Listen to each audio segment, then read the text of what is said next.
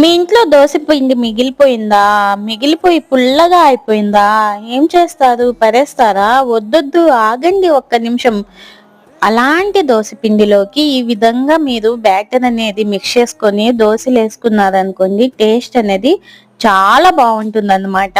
అలా అని చెప్పి మరీ పులిసిపోయి ఇక్కడ ఉంటే ఊరవతలకి స్మెల్ వచ్చేలా ఉందనుకోండి, ఆ పిండిని యూజ్ చేయొద్దు. కొద్దిగా పుల్లగైన పిండిలోకి ఆనియన్, పచ్చిమిర్చి, కరివేపాకు ఇవన్నీ యాడ్ చేసేసి మంచిగా కలిపేసి కొద్దిగా పసుపు కూడా యాడ్ చేసుకొని ఇంకా కొంచెం దోసెలనేవి పల్చగా కాకుండా కొంచెం లావుగానే వేసుకోండి. టేస్ట్ అనేది ఉంటుంది.